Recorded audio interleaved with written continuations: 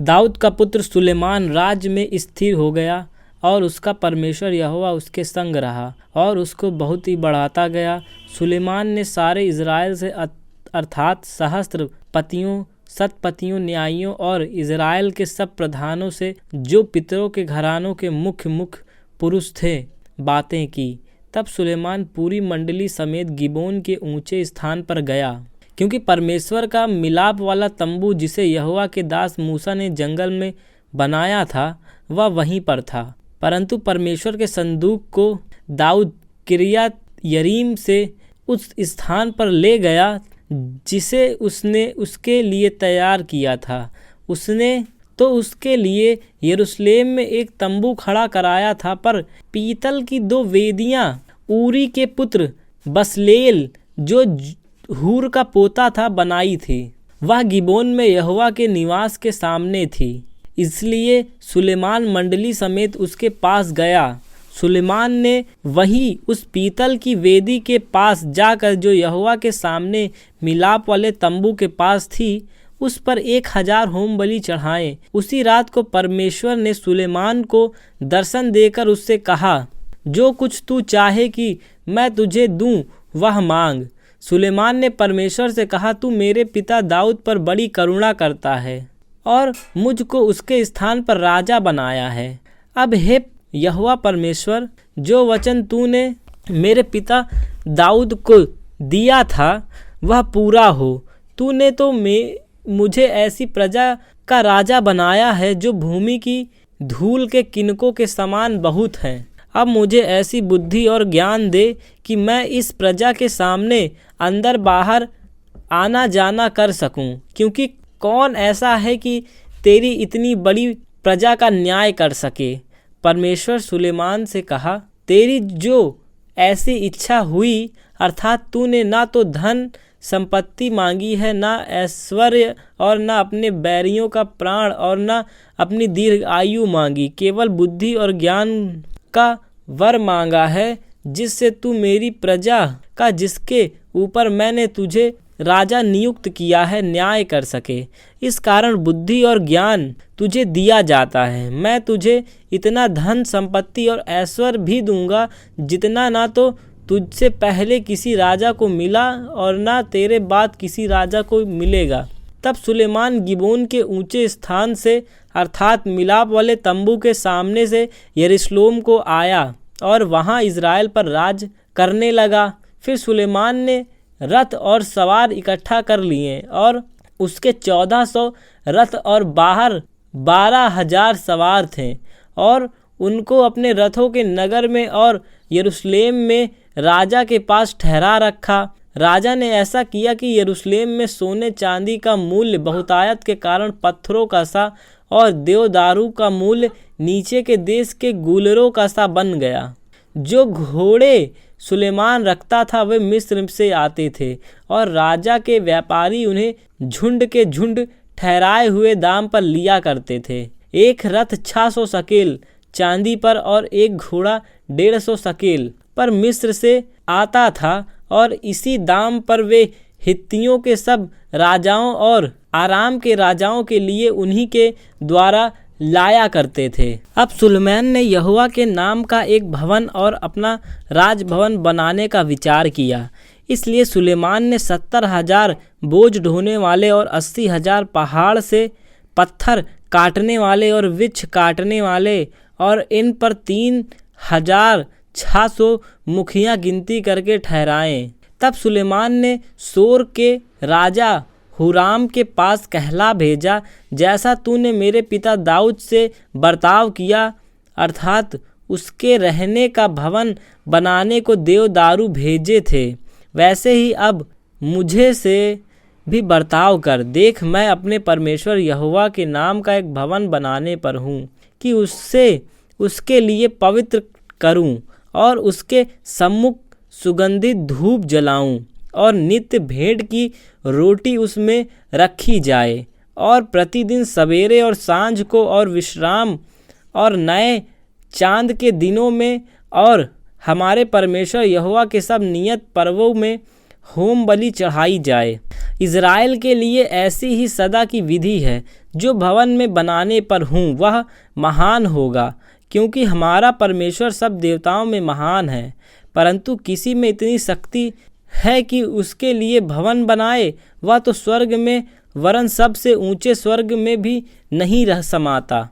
मैं क्या हूँ कि उसके सामने जलाने को छोड़ और किसी विचार का उसका भवन बनाऊं। इसलिए अब तू मेरे पास एक मनुष्य भेज दे जो सोने, चांदी, पीतल, लोहे और बैंगनी, लाल और नीले कपड़े की कारीगरी में निपुण हो और नक्काशी भी जानता हो, कि वह मेरे पिता दाऊद के ठहराए हुए निपुण मनुष्यों के साथ होकर जो मेरे पास यहूदा और यरूशलेम में रहते हैं काम करें। फिर लबानोन से मेरे पास देवदारू, सनोवर और चंदन की लकड़ी भेजना, क्योंकि मैं जानता हूँ कि तेरे दास लबानोन में वृक्ष काटना जानते हैं और तेरे दासों के संग मेरे दास भी रहकर मेरे लिए बहुत सी लकड़ी तैयार करेंगे। क्योंकि जो भवन मैं बनाना चाहता हूँ वह बड़ा और अचंभे के योग्य होगा।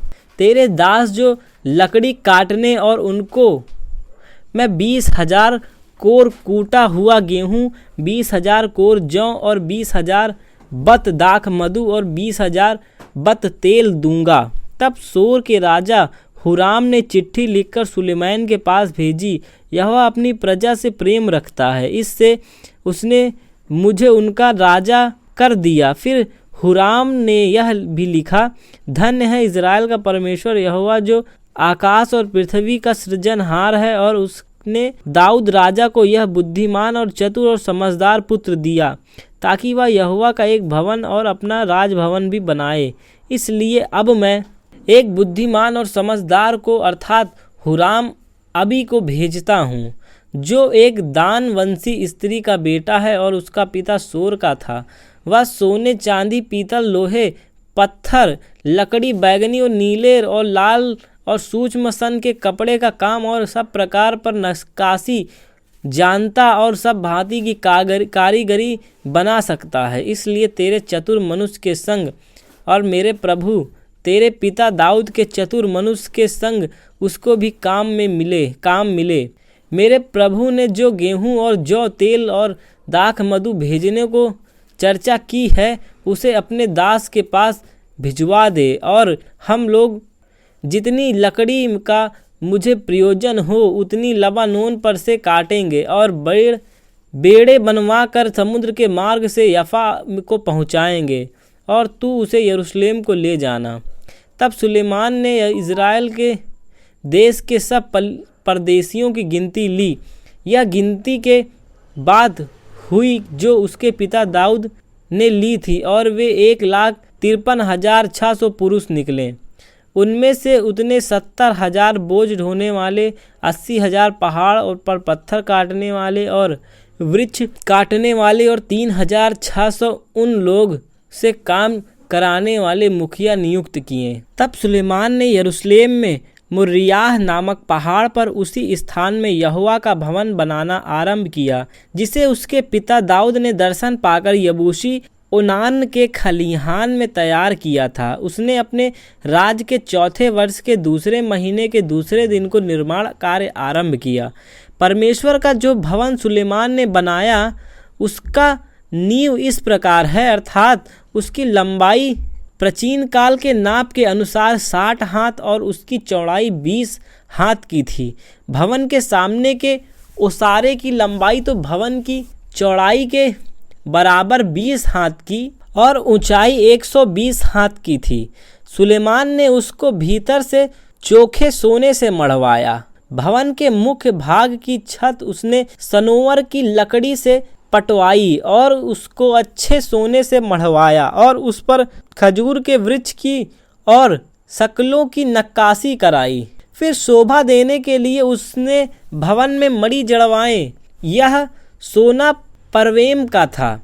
उसने भवन को अर्थात उसकी कड़ियों, डेवड़ियों, दीवारों और किवाड़ों को सोने से मढ़वाया और दीवारों पर करूब खुदवाया। फिर उसने भवन के परम पवित्र स्थान को बनवाया। उसकी लंबाई भवन की चौड़ाई के बराबर 20 हाथ की थी और ऊंचाई 20 हाथ की थी, और उसने उसे 600 की कार चोखे सोने से मढ़वाया।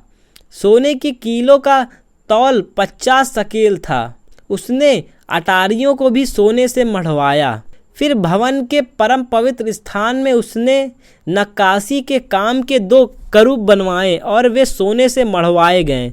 करूब के पंख तो सब मिलकर 20 हाथ लंबे थे, अर्थात एक करूब एक पंख 5 हाथ का और भवन की दीवार तक पहुंचा हुआ था, और उसका दूसरा पंख 5 हाथ का था और दूसरे करूब के पंख से मिला हुआ था। दूसरे करूब का भी एक पंख 5 हाथ का और भवन की दूसरी दीवार तक पहुंचा हुआ था, और दूसरा पंख 5 हाथ का और पहले करूब के पंख से सटा हुआ था। इन करूबों के पंख 20 हाथ फैलाए हुए थे और वे अपने अपने पांवों के बल खड़े थे और अपना अपना मुख भीतर की ओर किए हुए थे। फिर उसने बीच वाले पर्दे को नीले, बैगनी और लाल रंग के सन के कपड़े का बनवाया और उस पर करूब कढ़वाए। भवन के सामने उसने 35-35 हाथ ऊंचे 2 खंभे बनवाए, और जो कंगनी एक एक के ऊपर थी वह 5-5 हाथ की थी। फिर उसने भीतरी कोठरी में शकलें बनवाकर खंभों के ऊपर लगवाई और 100 अनार भी बनाकर शकलों पर लटकाए।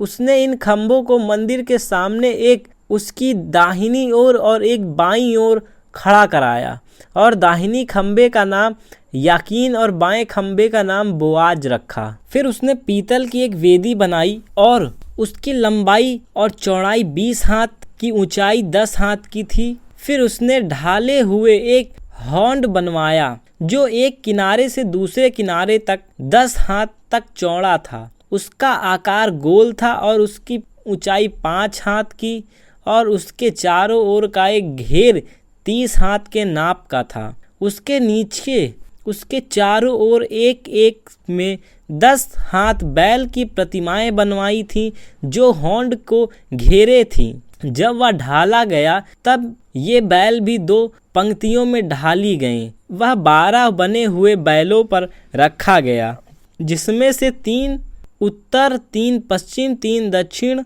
3 पूर्व की ओर मुंह किए गए, और उनके ऊपर हॉन्ड रखा गया, और उन सबों के पिछले अंग भीतरी भाग में पड़ते थे। हॉन्ड के धातु की मोटाई मुट्ठी भर की थी और उसका किनारा कटोरे के किनारे के समान शोषण के फूलों के काम से बना था, और उसने 3000 बत भर कर समाता था। फिर उसने धोने के लिए एक हौंदी बनवा कर 5 दाहिनी और 5 बाईं ओर रख दी। उसने होम बलि की वस्तुएं धोई जाती थी, परंतु याजक के धोने के लिए बड़ा हौंद था। फिर उसने सोने की 10 दीवट विधि के अनुसार बनवाई और 5 दाहिनी और 5 बाईं ओर मंदिर में रखवा दी। फिर उसने 10 मेज बनवा कर 5 दाहिनी ओर और 5 बाईं ओर मंदिर में रखवा दी। उसने सोने के 100 कटोरे बनवाए। फिर उसने याजकों के आंगन, बड़े बड़े आंगन को बनवाया और इस आंगन में फाटक बनवा कर उनके किवाड़ों पर पीतल मढ़वाया। उनके हॉन्ड को भवन की दाहिनी और पूर्व के दक्षिण की ओर कोने की ओर रखवा दिया। हुराम ने हंडों, फावड़ियों और कटोरों को बनवाया। इस प्रकार हुराम ने राजा सुलेमान के लिए परमेश्वर के भवन में जो काम करता था उसने पूरा किया, अर्थात 2 खंबे और गोले समेत वे कंगनियां 2 खंबे के सिरों पर थी, और खंबे के सिर पर के गोलों को ढकने के लिए जालियां की 2-2 पंक्ति, और दोनों जालियों के लिए 400 अनार, और जो गोले खंबे के सिर पर थे उनको ढकने वाली एक एक जाली के लिए अनारों की 2-2 पंक्तियां बनाई। फिर उसने कुर्सियों पर की हौंडियाँ और उनके नीचे के 12 बैल बनवाए। फिर हुराम अबी ने हंडों, फावड़ियों, कांटों और इनके सब सामान को यहोवा के भवन के लिए राजा सुलेमान की आज्ञा से झलकाए हुए पीतल से बनवाए। राजा ने उनको यरदन की तराई में अर्थात सुक्कोत और सरतान के बीच की चिकनी मिट्टी वाली भूमि में ढलवाया। सुलेमान ने ये सब पात्र बहुत मात्रा में बनवाए, यहाँ तक कि पीतल के तौल का हिसाब न था। अतः सुलेमान ने परमेश्वर के भवन के सब पात्र, सोने की वेदी और वे मेज जिन पर भेड़ की रोटी रखी जाती थी और दीपकों समेत चोखे सोने से दीवटें जो विधि के अनुसार भीतर कोठरी के सामने जला करती थी और सोने वरन नीरे सोने के फूल, दीपक और चिमटे और चोखने सोने की कैंचियाँ, कटोरे, धूपदान और करछे बनवाए। फिर भवन के द्वार पर परम पवित्र स्थान के भीतरी दरवाजे और भवन अर्थात मंदिर के दरवाजे सोने के बने। इस प्रकार सुलेमान ने यहोवा के भवन के लिए जो जो काम बनवाया वह सब पूरा हो गया। तब सुलेमान ने अपनी पिता दाऊद के पवित्र किए हुए सोने, चांदी और सब पात्रों को भीतर पहुंचाकर परमेश्वर के भवन के भंडारों में रखवा दिया। तब सुलेमान ने इज़राइल के पुरनियों को और गोत्रों के सब मुख्य पुरुष को, जो इज़राइली के पितरों के घराने के प्रधान थे, उनको भी यरूशलेम में इस उद्देश्य से इकट्ठा किया कि वे यहोवा की वाचा का संदूक दाऊदपुर से अर्थात सिय्योन से ऊपर ले जाएं। तब इज़राइली पुरुष 7वें महीने के पर्व के समय राजा के पास इकट्ठा हुए। जब इज़राइल के सब पुरनिये आए तब लेवी ने संदूक को उठा लिया और लेवी याजक संदूक और मिलाप का तंबू और जितने पवित्र पात्र उस तंबू में थे उन सबों को ऊपर ले गए। तब राजा सुलेमान और सब इज़राइली मंडली के लोगों जो उसके पास इकट्ठा हुए थे, उन्होंने संदूक के सामने इतने भेड़ और बैल बलि किए कि जिनकी गिनती और हिसाब बहुतायत के कारण ना हो सका। तब याजकों ने यहोवा की वाचा का संदूक उसके स्थान में भवन की भीतरी कोठरी में जो परम पवित्र स्थान है पहुंचाकर करूबों के पंखों के नीचे रख दिया। संदूक के स्थान के ऊपर करूब पंख फैलाए हुए थे, जिससे वे ऊपर से संदूक और उसके डंडों को ढाके थे। डंडे इतने लंबे थे कि उनके सिरे संदूक से निकले हुए भीतरी कोठरी के सामने देख पड़ते थे, परंतु बाहर से वे दिखाई न पड़ते थे। वे आज के दिन तक वही हैं। संदूक में पत्थर की उन 2 पटियाओं को छोड़ कुछ न था, जिन्हें मूसा ने होरेब में उनके भीतर उस समय रखा, जब यहोवा ने इज़राइल के मिस्र से निकालने के बाद उनके साथ वाचा बांधी। जब याजक पवित्र स्थान से निकले, जितने याजक उपस्थित थे उन सबों ने अपने को पवित्र किया और अलग अलग दलों में होकर सेवा ना करते थे। और जितने लेवी गायक थे वे सब के सब अर्थात पुत्रों और भाइयों समेत आपस हेमान और यदूतून सन के वस्त्र पहने, झांझ, सारंगियां और वीणाएं लिए हुए वेदी के पूर्व की ओर खड़े थे और उनके साथ 120 याजक तुरहियां बजा रहे थे। और जब तुरहियां बजाने वाले और गाने वाले एक स्वर से यहोवा की स्तुति और धन्यवाद करने लगे और तुरहियां, झांझ आदि वाघों को बजाते हुए यहोवा की यह स्तुति ऊंचे शब्द से करने लगे, वह भला और उसकी करुणा सदा की है। तब यहोवा के भवन में बादल छा गया और बादल के कारण याजक लोग सेवा टहल करने को खड़े ना रह सके, क्योंकि यहोवा का तेज परमेश्वर के भवन में भर गया था। तब सुलेमान कहने लगा, यहोवा ने कहा था कि मैं घोर अंधकार में वास किए रहूंगा, परंतु मैंने तेरे लिए एक वास स्थान वरन ऐसा दृढ़ स्थान बनाया है जिसमें तू युग युग रहे। तब राजा ने इज़राइल की पूरी सभा की ओर मुंह फेरकर उसको आशीर्वाद दिया और इज़राइल की पूरी सभा खड़ी रही। और उसने कहा, धन्य है इज़राइल का परमेश्वर यहोवा, जिसने अपने मुंह से मेरे पिता दाऊद को यह वचन दिया था कि और अपने से इसे पूरा किया है। जिस दिन से मैंने अपनी प्रजा को मिस्र देश से निकाल लाया, तब से मैंने ना तो इज़राइल के किसी गोत्र का कोई नगर चुना, जिसमें मेरा नाम के निवास के लिए भवन बनाया जाए, और न कोई मनुष्य चुना कि वह मेरी प्रजा इज़राइल पर प्रधान हो। परंतु मैंने यरूशलेम को इसलिए चुना है कि मेरा नाम वहाँ हो, और दाऊद को चुन लिया है कि वह मेरी प्रजा इज़राइल पर प्रधान हो। मेरे पिता दाऊद की यह इच्छा थी कि इज़राइल के परमेश्वर यहोवा के नाम का भवन बनवाए। परंतु यहोवा ने मेरे पिता दाऊद से कहा, तेरी जो इच्छा है कि यहोवा के नाम का भवन बनाए, ऐसी इच्छा करके तूने भला तो किया, तो भी तू भवन को बनाने ना पाएगा। तेरे जो निज पुत्र है वही मेरे नाम का भवन बनवाएगा। यह वचन जो यहोवा ने कहा था उसे पूरा किया है, और अपने पिता दाऊद के स्थान पर उठाकर यहोवा के वचन के अनुसार इज़राइल की गद्दी पर विराजमान हूँ। और इज़राइल के परमेश्वर यहोवा के नाम के इस भवन को बनवाया। इसमें मैंने उस संदूक को रख दिया जिसमें यहोवा की वह वाचा है जो उसने इज़राइल से बांधी है। तब वह इज़राइल की सारी सभा के देखते यहोवा की वेदी के सामने खड़ा हुआ और अपने हाथ फैलाए। सुलेमान ने 5 हाथ लंबी, 5 हाथ चौड़ी और 3 हाथ ऊंची पीतल की एक चौकी बनाकर आंगन के बीच रखवाई थी। उसी पर खड़े होकर उसने सारे इज़राइल की सभा के सामने घुटने टेक कर स्वर्ग की ओर हाथ फैलाए हुए कहा, हे यहोवा, हे इज़राइल के परमेश्वर, तेरे समान न तो स्वर्ग में कोई न पृथ्वी पर कोई ईश्वर है। तेरा जो दास अपने सारे मन से अपने को तेरे सम्मुख जानकर चलते हैं, उनके लिए तू अपनी वाचा पूरी करता है और करुणा करता रहता है। तूने जो वचन मेरे पिता दाऊद को दिया था उसका तूने पालन किया है।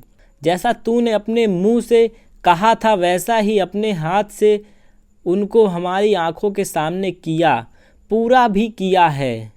इसलिए अब हे इज़राइल के परमेश्वर यहोवा, इस वचन को भी पूरा कर जो तूने अपने दास मेरे पिता दाऊद को दिया था। तेरे कुल में मेरे सामने इज़राइल की गद्दी पर विराजने वाले सदा बने रहेंगे।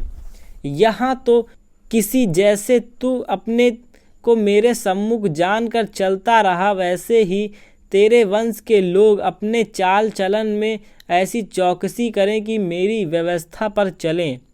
अब हे इज़राइल के परमेश्वर यहोवा, जो वचन तूने अपने दास दाऊद को दिया था वह सच्चा किया जाएगा। परंतु क्या परमेश्वर सचमुच मनुष्य के संग पृथ्वी पर वास करेगा? स्वर्ग में वरन सबसे ऊंचे स्वर्ग में भी तू नहीं समाता। फिर मेरे बनाए हुए इस भवन में कैसे तू समाएगा?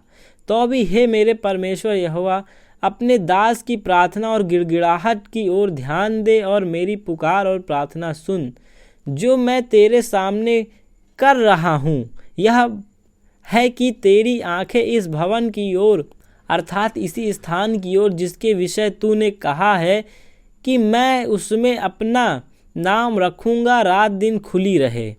और जो प्रार्थना तेरे दास इस स्थान की ओर करें उसे तू सुन ले। अपने दास और अपनी प्रजा इज़राइल की प्रार्थना जिनको वे इस स्थान की ओर मुँह किए हुए गिड़गिड़ा कर करें उसे सुन ले। स्वर्ग में से जो तेरा निवास स्थान है सुन लेना और सुनकर क्षमा करना। जब कोई मनुष्य किसी दूसरे के विरुद्ध अपराध करे और उसका शपथ खिलाई जाए और वह आकर इस भवन में तेरी वेदी के सामने शपथ खाए, तब तू स्वर्ग में से सुनना और मानना और अपने दासों का न्याय करके दुष्ट को बदला देना और उसकी चाल चलन उसकी के सिर लौटा देना और निर्दोष को निर्दोष ठहराकर उसके धर्म के अनुसार उसको फल देना। फिर यदि तेरी प्रजा इज़राइल तेरे विरुद्ध पाप करने के कारण अपने शत्रुओं से हार जाए और तेरी ओर फिर कर तेरा नाम माने और इस भवन में तुझसे प्रार्थना करे और गिड़गिड़ा कर तू स्वर्ग में से सुनना और अपनी प्रजा इज़राइल का पाप क्षमा करना और उन्हें इस देश में लौटा ले आना जिसे तूने उनको और उनके पुरखाओं को दिया है। जब वे तेरे विरुद्ध पाप करें और इस कारण आकाश इतना बंद हो जाए कि वर्षा ना हो, ऐसा समय यदि वे उस स्थान की ओर प्रार्थना करके तेरे नाम को माने और तू जो उन्हें दुख देता है इस कारण वे अपने से पाप से फिरें, तो तू स्वर्ग में से सुनना और अपने दासों और अपनी प्रजा इज़राइल के पापों को क्षमा करना। तू जो उनको वहाँ भला मार्ग दिखाता जिस पर उन्हें चलाना चाहिए, इसलिए अपने इस देश पर जिसे तूने अपनी प्रजा का भाग करके दिया है पानी बरसा देना। जब इस देश में अकाल या मरी या झुलस हो या गिरवी या टिड्डियाँ या कीड़े लगें या उनके शत्रु उनके देश के फाटक में उन्हें घेर लें या कोई विपत्ति या रोग, तब यदि कोई मनुष्य या तेरी सारी प्रजा इज़राइल जो अपना दुख और अपना खेद जानकर और गिड़गिड़ा के साथ प्रार्थना करके अपने हाथ इस भवन की ओर फैलाए, तो तू अपने स्वर्गीय निवास स्थान से सुनकर क्षमा करना और एक एक के मन की जानकर उसकी चाल के अनुसार उसे फल देना। तू ही तो आदमियों के मन का जानने वाला है कि वे जितने दिन इस देश में रहें जिसे तूने उनके पुरखाओं को दिया था, उतने दिन तक तेरी भय मानते हुए तेरे मार्गों पर चलते रहें।